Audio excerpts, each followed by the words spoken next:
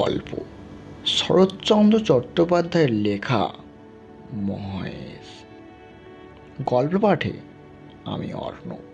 রাতের অন্ধকারে লুকিয়া গফুর বংশীর দোকানে আসিয়া কহিল, খুড়ো, একটা টাকা দিতে হবে। এই বলিয়া সে তাহার পিতলের থালাটি বসিবার মাচার নিচে রাখিয়া দিল। এই বস্তুটির ওজন ইত্যাদি বংশীর খুবই সুপরিচিত। বছর দুয়ের মধ্যে সে এটা ৫-৬ বার বন্ধক রাখিয়া একটি করে টাকা দিয়াছে। অতএব আজও আপত্তি করিল না। পরদিন যথাস্থানে আবার মহেশকে দেখা গেল।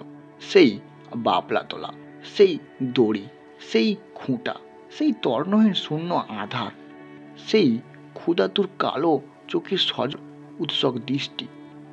একজন বুড়ো গোছের মুসলমান তাহাকে অত্যন্ত তীব্র চক্ষু দিয়া পর্যবেক্ষণ করিতেছিল।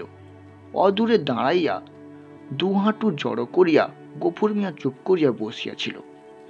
পরীক্ষা শেষ করিয়া বুড়ো চাদরে খুঁট হইতে একটি 10 টাকার নোট বাহির করিয়া তাহার ভাঁজ খুলিয়া বারবার মসৃণ করিয়া লইয়া তার কাছে গিয়া কহিল, আর ভাঙাবো না, এই পুরোটাই দিলাম, নাও। গফুর হাত বাড়িয়া গ্রহণ করিয়া তেমনি নিঃশব্দে বসিয়া রইল।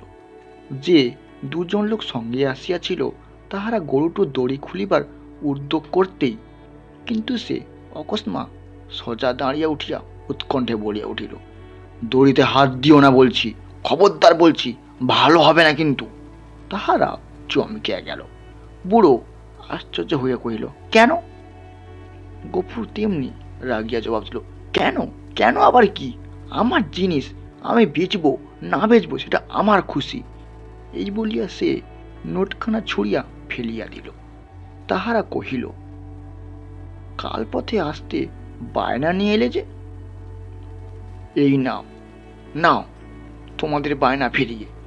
এই বলিয়া সে ট্যাগ হইতে 2 টাকা বাহির করিয়া ঝন করিয়া ফেলিয়া দিল। একটি কলহ বাঁধিবার উপক্রম নয় দেখিয়া বুড়ো হাসিয়া হাসিয়া দৃঢ়ভাবে কহিল, চাপ দিয়া 2 টাকা বেশি নে, এই তো দাও হে, পানি খেতে ওর মেয়ের হাতে 2 টাকা দাও, কেমন? এই নে, এই নে, নে বাবা, শান্ত হ। না, কিন্তু এর বেশি কেউ একটা আতলা টাকাও দেবে না, তা গফুর জানত। গফুর সজোরে মাথা নাড়িয়া কহিল, না। বুড়ো বিরক্ত হইল, কহিল, না তো কি, চামড়াটাই যে দামে বিকবে, মালটার আছে বাকি। তোবা তোবা। গফুরের মুখ দিয়া হঠাৎ একটা বিশ্রী কটু কথা বাহির হইয়া গেল। পরক্ষণে সে ছুটিয়া গিয়া নিজেদের ঘরে ঢুকিয়া চিৎকার করে শাসাতে লাগল, তারা যদি অবলম্বে গ্রাম ছাড়িয়া না যায় তো জমিদারের লোক ডাকিয়া জুতা পেটা করিয়া গ্রাম ছাড়াইবে। হাঙ্গামা দেখিয়া লোকগুলা চলিয়া গেল। কিন্তু কিছুক্ষণ জমিদারের সদর হইতে তাহার ডাক পড়িল। গফুর বুঝিল এ কথা কর্তার কানে গেছে। সদরে ভদ্র অভদ্র অনেকগুলি ব্যক্তিও বসিয়াছিল। শিবুবাবু চোখ রাঙিয়া কহিলেন, গফু, তোকে যে আমি কি সাজা দেব তা ভেবে পাইনি। কোথায় বাস করেছিস তা জানিস? গফুর হাত জোড়ো করে কহিল, জানি, আমরা তো খেতে পাইনি, নইলে আজ আপনি যা জরিমানা করতেন তা আমি না করতাম না বাবা ঠাকুর। সকলেই বিস্মিত হইল। এই লোকটাকে জেদি এবং বদমেজাজি বলিয়া তারা জানিত। সে যে কাঁদো কাঁদো হইয়া কহিল, এমন কাজ আর কখনো করব না কর্তা। এই বলিয়া সে নিজের 2 হাত দিয়া নিজের 2 কান মরিল এবং প্রাঙ্গণের এদিক ওদিক হইতে আর একদিক পর্যন্ত নাক্ষ দিয়া উঠিয়া দাঁড়াইল। শিববাবুর সদয় কণ্ঠে কহিলেন, আচ্ছা আচ্ছা, যা হয়েছে হয়েছে, চুপ কর, আর কখনো এসব মতি বুদ্ধি করিস নে যেন। বিবরণ শুনিয়া সকলে কুণ্ঠিত হইয়া উঠিল এবং মহাপাত্র যে শুধু কর্তার পণ্যভাবে শাসন ভয়ে নিবারিত হইয়াছে সে বিষয়ে কহার সংশয় মাত্র রহিল না। তর্করত্ন উপস্থিত ছিলেন সেই সভায়। তিনি গোশব্দের শাস্ত্রীয় বিদ্যা ব্যাখ্যা করেছিলেন এবং যে জন্য এই ধর্মজ্ঞানহীন গ্রামে ত্রিসীমানায় বসবাস করিতে দেওয়া নিষিদ্ধ তাহা প্রকাশ করিয়া সকলের জ্ঞাননেত্র বিকাশিত করিয়া দিলেন।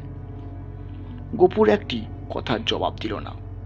যথার্থ প্রাপ্য মনে করিয়া অপমান সকল তিরস্কার সবিনয়ে মাথা পাতিয়া লইয়া প্রসন্ন চিত্তে ঘরে ফিরিয়া আসিল। প্রতিবেশীদের গৃহ হইতে ফ্যান চাইয়া আনিয়া মহেশে খাড়াইল এবং তাহার গায়ে মাথায় সিংহে বারবার হাত বলিয়া অস্ফুটে কথা কইতে বলিতে লাগিল। জ্যেষ্ঠ প্রায় শেষ হইয়া আসিল। রুদ্রের যে মূর্তি একদিন শেষ বৈশাখে আত্মপ্রকাশ করিয়াছিল, সে যে কত ভীষণ কত বড় কঠোর হইয়া উঠিতে পারে তাহা আজিকার আকাশের প্রতি না চাহিলে উপলব্ধি করাই যায় না। কোথাও যেন করুণার আভাস পর্যন্ত নেই। এমনই দিনে দ্বিপ্রহর বেলায় গফুর ঘরে বসিয়া কহিল, পরের দ্বারে দিনমজুর খাটা তাহার অভ্যাস নয় এবং মাত্র দিন 4-5 তাহার জ্বর থামিয়াছে, কিন্তু দেহ যেমন দুর্বল তেমনি শান্ত। তবুও আজ সে কাজের সন্ধানে বাহির হইয়াছিল, কিন্তু এই প্রচণ্ড রোদে কেবল তাহার মাথার উপর দিয়ে গিয়াছে, তার কোনো ফল হয় নাই। ক্ষুধায় পিপাসায় ও ক্লান্তিতে সে প্রায় অন্ধকার দেখিতেছিল। প্রাঙ্গণে দাঁড়িয়া ডাক দিল, অমিনা, ভাত হয়েছে রে। মেয়ে ঘর হইতে আস্তে আস্তে বাহির হইয়া নিরুত্তরে খুঁটি দাঁড়িয়া রহিল। জবাব না পাইয়া গফুর চেঁচিয়া কহিল, হয়েছে ভাত? কি বললি? হয়নি কেন শুনি? তখন অমিনা বলল, চাল নেই বাবা, চাল নেই। সকালে আমাকে বলিসনি কেন? তোমাকে যে রাত্রে বলেছিলাম বাবা। গফুর মুখ ভেঙাইয়া তাহার কণ্ঠস্বর অনুকরণ করে কহিল, রাত্রিতে বলেছিলুম। রাত্রে বললে কার মনে থাকে শুনি? নিজের কর্কশ কণ্ঠে ক্রোধ তাহার দ্বিগুণ বাড়িয়া গেল। মুখে অধিকতর করিয়া বলিয়া উঠিল, চাল থাকবে কি করে? রোগা বাপ খাক আর না খাক, বুড়ো মেয়ে 4-5 বার ভাত গিলবি। এবার থেকে চাল আমি কুলো বন্ধ করে বাইরে যাব। দে 1 ঘটি জল দে। তেষ্টায় বুকটা ফেটে গেল। তাও বল, তাও নেই বল। অমিনা বলিল, তাও নেই বাবা। অমিনা তেমনি আদমুখ দাঁড়িয়া রইল। কয়েক মুহূর্ত অপেক্ষা করিয়া গফুর যেন বুঝিল গৃহে তৃষ্ণার জল পর্যন্ত নাই। তখন সে আত্মসংস্করণ করিয়া বলিতে লাগিল, দ্রুতপথে কাছে গিয়া ঠাস করিয়া সশব্দে তাহার গালে একটা চর কষিয়া কহিল, মুখ পোড়া হারামজাদা মেয়ে, সারাদিন তুই করিস কি? এত লোক মরে, তুই কেন মরিস না? মেয়েটি কোনো কথা কইল না। মাটি শূন্য কলসটি তুলিয়া লইয়া সে রৌদ্রের মাঝে চোখ মুছিতে মুছিতে নিঃশব্দ বাহির হইয়া গেল। সে চোখের আড়াল হইতে কিন্তু গফুরের বুকে শিল বিঁধল। মামরাই মেয়েটিকে সে যে কি করিয়া মানুষ করিয়াছে সে কেবল তাই জানে। তার মনে পড়িল সে তাহার স্নেহশীল কর্মপরায়ণায় শান্ত মেয়েটি কোনো দোষ নেই। খেতে সামান্য ধান কয়েকটি পুরনো পর্যন্ত তাহারা পেট পড়িয়া দুবেলা অন্ন জোটে না। কোনোদিন একবেলা, কোনোদিন বা তাও নয়। দিনে 4-5 বার ভাত খাইবার যেমন অসম্ভব মিথ্যে সেটা গফুর বুঝিতে পারিল, এবং পিপাসার জল না থাকার হেতু তাহার অবিদিত নয়। গ্রামে যে 2-3টি পুষ্করিণী আছে তাহা একেবারে শুষ্ক। শিবচরণবাবু খিড়কির পুকুরে একটু যে জল আছে তাহা সাধারণে পায় না।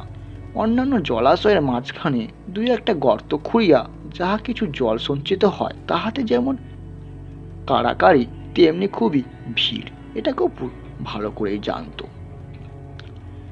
বিশেষত মুসলমান বলিয়া এই ছোট্ট মেয়েটা কাছে ঘেঁষিতে পারে না। ঘন্টার পর ঘন্টা দূরে দাঁড়িয়া বহু অনুনয় বিনিময় করিয়া দয়া করিয়া যদি পাত্রে একটু জল ঢালিয়া দাও সেইটুকুই সে ঘরে আনে। এই সমস্তই সে জানে। হয়তো আর জল ছিল না, কিংবা কড়াকড়ি মাঝখানে কেহ মেয়েকে তাহার কপা করিয়া আসিবার উপায় নেই। এমনই কিছু একটা হইয়া থাকিবে নিশ্চয়ই বুঝিয়া তাহার নিজের চোখ জল ভরিয়া আসিল।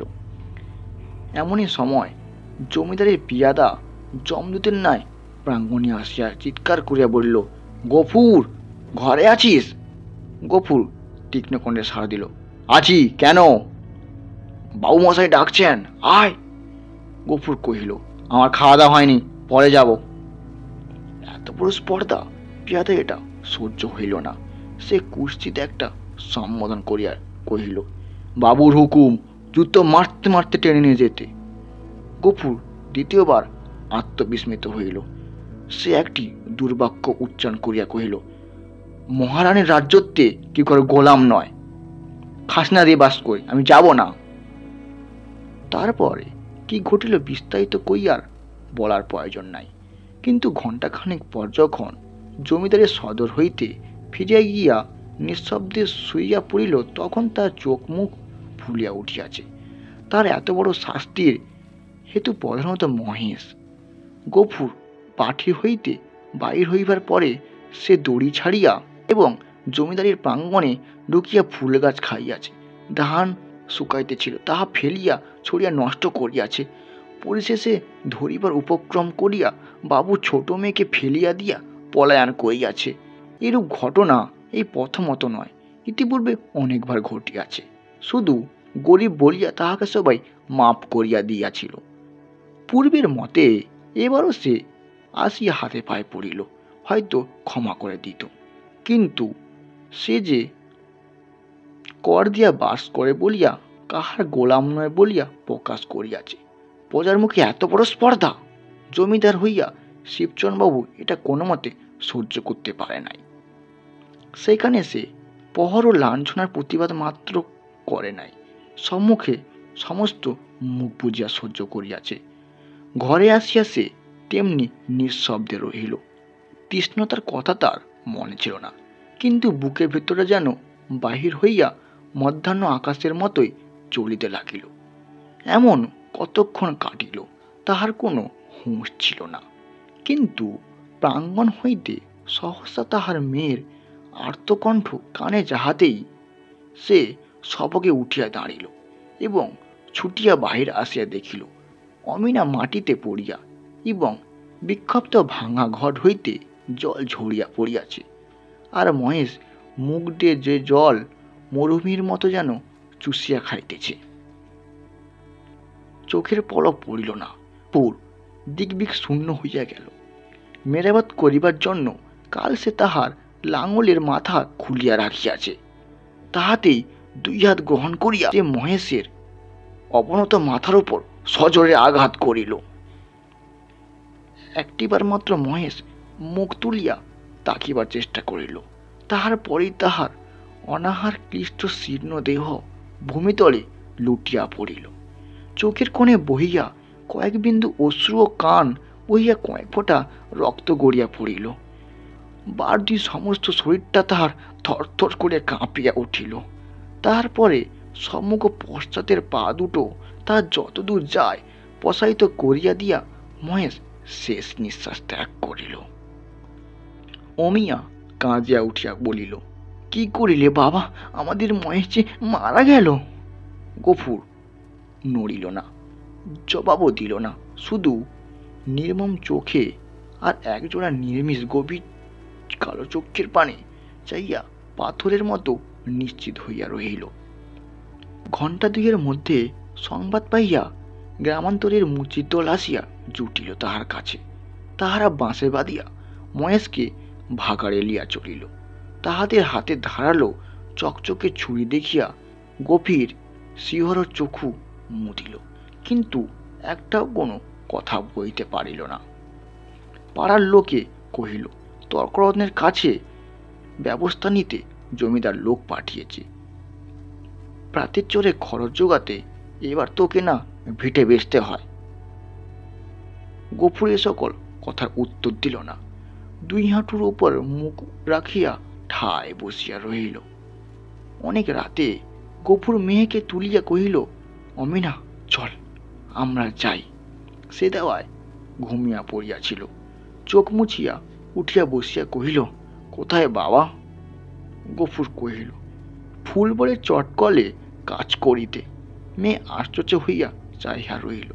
ইতিপূর্বে অনেক দুঃখেও পিতা তাহার কলে কাজ করিতে রাজি হয় নাই। সেখানে ধর্ম থাকে না, মেয়েদের ইজ্জত আব্রু থাকে না, একথা সে বহুবার শুনিয়াছে। গফুর কহিল, দেরি করিস নে মা, চল, অনেক পথ হাঁটতে হবে। অমিনা জল খাইবার ঘটিও পিতার ভাত খাইবার পিতলের থালাটি সঙ্গে লইতেছিল। গফুর নিষেধ করিল, ওসব থাক মা, ওতে আমার মহেশের আত্মার শান্তি হবে। অন্ধকার গভীর নিষিদ্ধ সে মেয়ের হাত ধরিয়া বাহির হইল। এই গ্রামে আত্মীয় কেউ তাহার ছিল না, কাহকে বলিবার কিছু নেই। আঙ্গিনা পার হইয়া পথের ধারে সে বাবলাতলায় আসিয়া থমকিয়া দাঁড়াইয়া সহসা হু হু করিয়া কাঁদিয়া উঠিল। নক্ষত্রে কালো আকাশে মুখ তুলিয়া বলল, আল্লাহ, আমাকে যত খুশি সাজা দিও, কিন্তু মহেশ আমার তেষ্টা নিয়ে মরেছে। তার তরে খাবারের এতটুকু জমি কেউ রাখেনি, যে তোমার দেওয়া মাঠের ঘাস, তোমার দেওয়া তেষ্টার জল তাকে কেউ খেতেও পর্যন্ত দেয়নি। তার কসম তুমি কখনো মাফ করো না আল্লাহ। সমাপ্ত। আমাদের গল্পটি কেমন লাগলো তা নিশ্চয়ই কমেন্ট করে জানাবেন, এবং নতুন হলে সাবস্ক্রাইব করবেন পরবর্তী গল্প শুনতে হলে। ধন্যবাদ।